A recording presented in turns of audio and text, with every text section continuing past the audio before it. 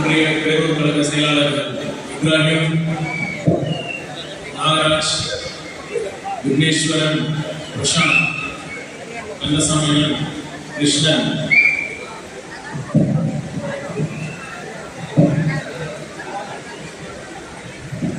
குணா, சக்தி, விக்னேஷ், ஜனபா, அனைத்து கழக நிர்வாகிகள், சார்பணி நிர்வாகிகள், தளபதி நெஞ்சில் குடியிருக்கும்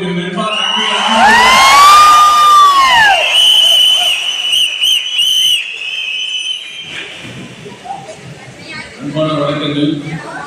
இந்த மீட்டிங் ஏன் வச்சிருக்கோம்னா, இப்ப போர் நடக்குதுன்னா போருக்கு முன்னாடி போர்படை தளபதி அனைத்து வீரர்களையும் வரவழைச்சு இந்த போர் எப்படிப்பட்ட போர், நம்ம எதிரி யாரு, போர்ல என்ன பண்ணணும் அப்படின்னு சொல்லுவோம்.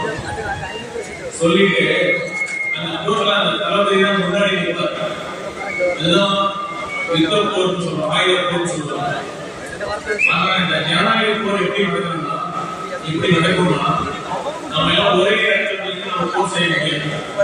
இந்த போர் எங்க நடக்குது, இந்த போர்க்களம் எங்க இருக்கு, 289 போர்க்களத்தில் நடக்குது, தனித்தனியா நடக்குது. நான் ஒரு இடத்துல இருப்பேன், நீங்க எல்லாம் தனியா இருக்கு. அதனாலதான் இந்த ஒரு ஆலோசனை கூட்டத்தில் உங்களை எல்லாத்தையும் இந்த போர்ல கலந்து போற, இந்த போரிட போற இந்த வீரர்களை நீங்க உங்களை ஒன்னா வச்சு ஒரு தடவை பேசி உங்களெல்லாம் இந்த போர் எப்பேற்பட்ட போர், நம்ம என்ன பண்ணணும் அப்படிங்கிறதுதான் சொல்றதுக்காக தான் இந்த ஆலோசனை கூட்டம்.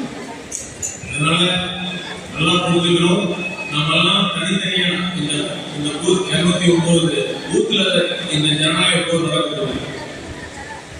நாம இத்தனை மாசம் ரொம்ப கடுமையா வேலை செஞ்சோம். நானும் வேலை செஞ்சேன், என் கூட என் தோளோட தோல் நீங்களும் ரொம்ப ரொம்ப ரொம்ப அர்ப்பணிப்போட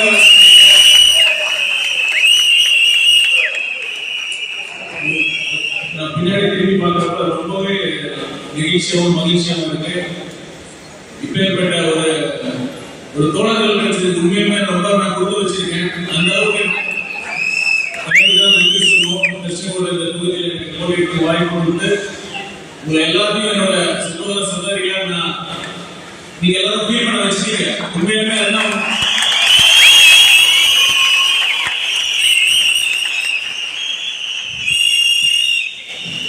நம்ம